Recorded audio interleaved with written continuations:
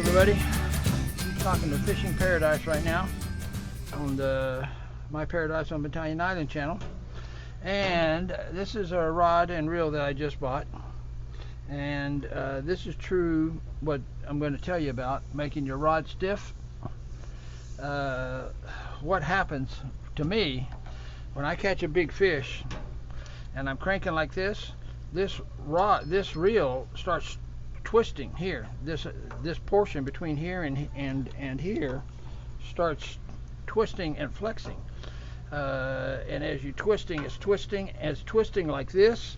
This handle is twisting like this, and this rod is the reel's twisting. It's just a mess, and it makes it really hard to reel a fish in because the angle's always, changing. You're trying to reel smooth like this, but it's going over here and twisting, and this thing's going like that. It's just a nightmare. So what I'm going to show you today is how to make your rod stiff. That's right, boys and men. This is how to make your rod stiff. Everybody will love you. Your wife will love you. If she's got a reel and she catches big fish, she's going to love you. And you're going to love it too. So anyway, we will be back and I'll show you how to do it. Bye for now. By the way, this is a 6000. I just bought it here in the Philippines. And it came with this rod too. So we'll be back with more. And you will see how to stiffen your rod. Bye for now. And I've seen this also on YouTube, even on the expensive rods. You can watch them on YouTube and they're bending in here, in this section here. And it's like, well, I don't want my rod to bend in there. So what I have here, my friends, is a 1/2 inch piece of stainless steel. It's a tube, stainless steel pipe, and it's a 0.8 millimeter thickness right here. So that's 8 millimeter thickness, 0.8, and it's not going to bend. But what I also did was, I don't know, well, let's see if I can get this lighting just right so you can see what I did. See on the end of this rod, and this ain't pretty, but it's what I did. You see that hole? I had to cut the rubber part out, and like I said, it's not pretty what I did, but nonetheless, now the graphite tube is exposed pretty much. I don't know if you can see all the way through it. Yeah, you can see from this end all the way to the other end. And so it's just a hollow tube all the way through. I didn't know if the graphite went through here or not, and it may or may not. It's glued here, it's epoxied here, and it's epoxied here, but maybe this section is also hollow here, but it's really flexible. So what I'm doing, I'm taking this rod, this stainless steel rod, and I'm putting it, let's see how far we can go. I'm going to mark it with my thumb right about here. I'm going to try to get down to this far, and I don't know if I can right now, but it will go pretty far. And then you got to wiggle it some. And again, I don't have a lot of wiggle room here, but if you wiggle it back and forth, you can work it all the way up to just about here. So, and it's a perfect fit. This thing is perfect 1/2 inch inside of this rod. See there? There's no wiggle. Well, and teeny bit. This is good stuff. This is 304. See, SUS. This shield 304 stainless. So you don't want stuff that's going to rust because it's in the ocean or the lakes or whatever you're fishing in. You want the good 304 marine grade stainless tube. And you'll have to see if it'll fit in here. And like I said, I'm going to put some epoxy on the end of this and then just push it on up there. I may put a big glob, I don't know, just so I could try to get it in here somewhere so it just sticks. And then I'm going to cut this off about 1 inch shorter than what where I actually go. So if I go that deep, I'm going to cut it off about right here, about 1 inch short of the full length, and then that'll stop all that twisting and flexing. So this, my friends, will stiffen your rod, if you know what I mean. And it won't allow all that weird flexing and goofy stuff going on. It really makes it hard to bring in a big fish. Those roosters are crowing right behind me. when your rod is all twisting and you're trying to fight the thing, and that it's the best way to fight. There's a chicken jumping in here, see it? That rooster. So anyway, the best way to fight them is the proper way to fight them is to, pull it up and then reel down. Pull it up and reel down. And that way you don't strain your reel. It actually goes to show you that when you fight a fish, you pull it up and then you reel down, so there's less tension on your reel. So that'll make your reel last a little longer too, using the proper fighting technique. So I need to mark this thing. I forget what here's my marker here. I could measure it too if I just wanted to do it the right way, kind of scientifically. So I'll go from about here to about 1 inch left. So I'm going to say about 17 inches is what we're looking at. That's 18 to the end there from here, and 17 would be 1 inch short. So I'm going to make this rod here 17 inches long. Well, actually I'm going to mark it 17 inches long, and then I'm going to see if I can get it in there that far. So here we go. Put that on there. Here's clipped on the end right here. And this, my friends, is 17 inches right there, that blue line. So I'm going to try to work it in there, and you guys aren't going to be able to really see me because I'm going to be, I have to kind of step out of this room because the roof is too low, because this long part keeps hitting the ceiling and everything. So well, maybe I can do it right here. Let's just see. So here's our blue mark. See that? Let's see if we can get it in there and then get it out too. Let's see. It goes pretty far. Oh, look at that. It's already in. All the way. See that?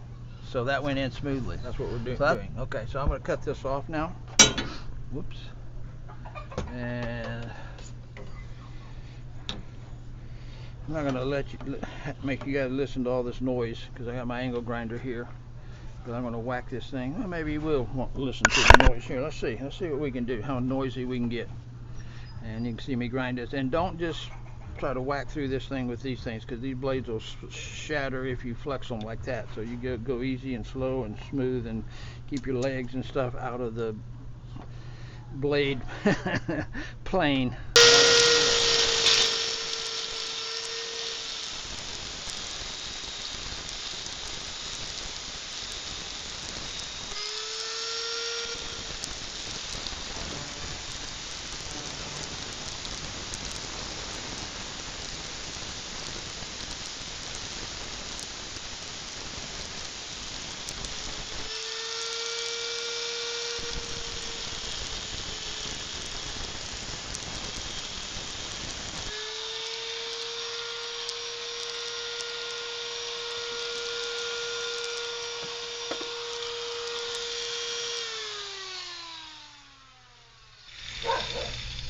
Alrighty, now we got it 17. Now I gotta clean this end up.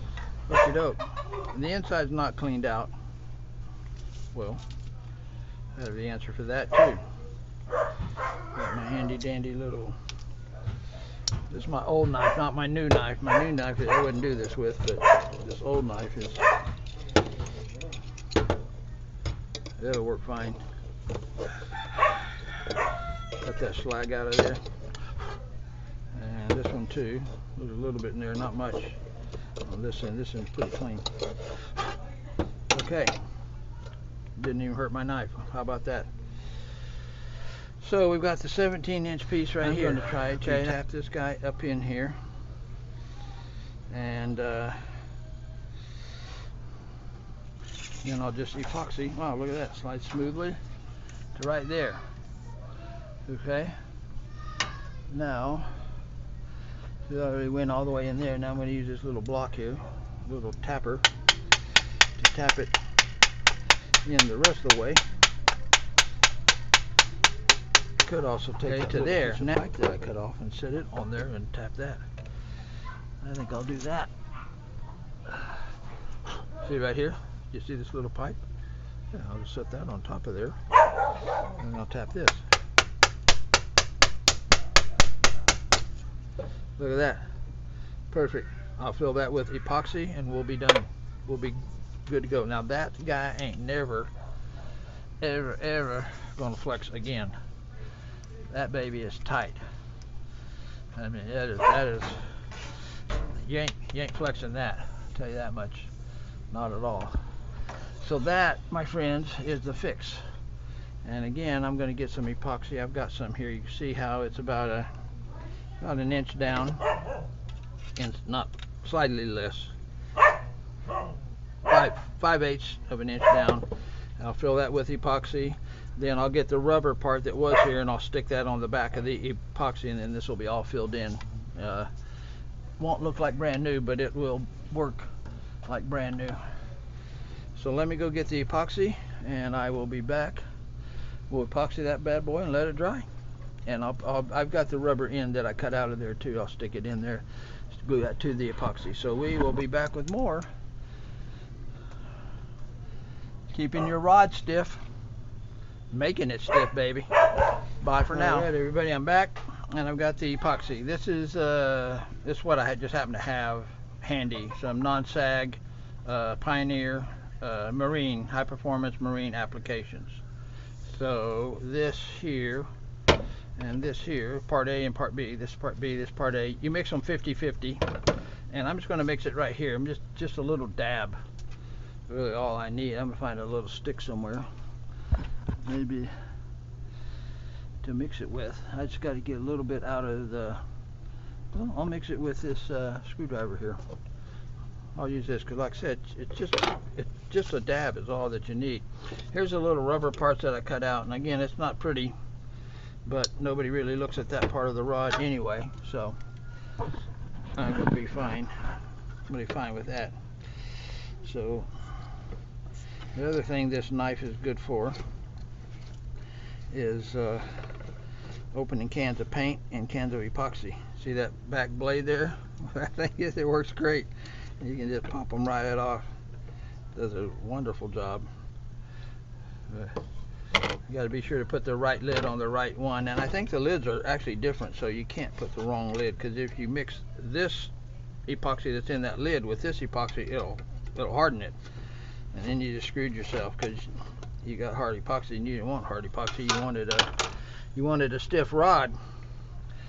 So what I'm going to do is I'm going to take a little dab of this, and like I said, a little dab. That's not much, and that's probably too much, to tell you the truth. And then I'm going to take, and in theory I should use something different, a little dab of this, equal parts. Maybe a little bit more, like that. There we go. And then I'm going to mix it up. Now, try to get this off of my knife, because it will stick to metal pretty good. Then I'll put my lid back on there. And keep your lids on here, because this stuff will dry out. I mean, it's got, you know, volatile, what is it? Whatever. Like oil-based stuff in it. And by the way, this epoxy, even being marine epoxy, doesn't stick to wet stuff, okay? So don't think marine epoxy you can use underwater or something like that. You can't. This is for dry wood, dry whatever you're doing. And of course we've got carbon fiber here, and so we should be mixed pretty dang good right there. Okay, and then I'm just going to take a glob of that. I'm going to turn this upside down, and I'm going to put it in here. Whoa, don't want to make a mess. It's kind of, this tool that I'm using is actually pretty good because I can run it around on the inside of here. I just want to fill this thing, this end of the rod, with as much epoxy as I can get in there. And when it's all said and done, I'll come back and clean this up after it's all dried and stuff. Okay, so basically that's it. I mean, you could stick a lot more epoxy in there if you wanted to, or what have you, but I'm just, like I said, I'm just kind of filling in the gaps here with what I have. And it ain't pretty. Don't start telling me it ain't pretty, because I already know it ain't pretty. But that's what it is. Now, if you want to smooth your epoxy out, get your finger wet with water, and you can smooth it, because otherwise it sticks to you. It sticks to everything. So here we go. So I'm just kind of smoothing it out like that, and that's done. Finished product, and again, it's ain't beautiful, but I got it done.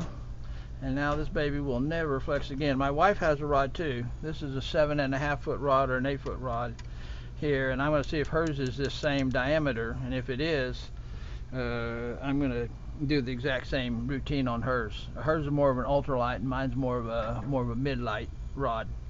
Here, she's got a 5,000 reel, spinning reel on hers, and I got a 6,000 spinning reel on this one here. So, and they're just, these are all Chinese. Of course, everything's Chinese now, but just so you know, we're not spending $300 on a reel or a rod.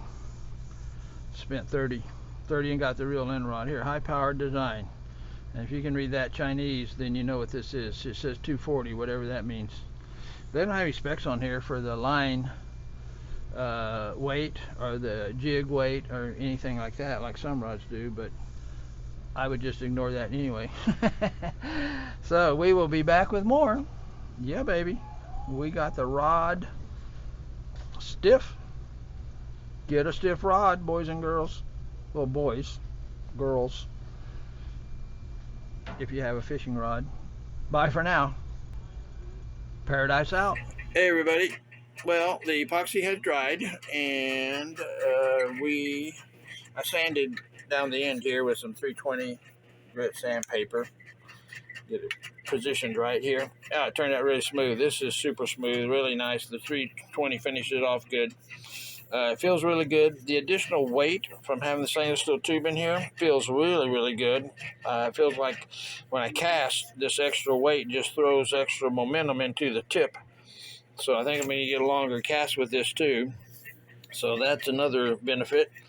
The other point, you know, that we want to be sure to make is when you're adding the tubing, you really don't want to go past around in this area here. You don't want to get down into the graphite section, because you can crack that. So your tubing should go in easily.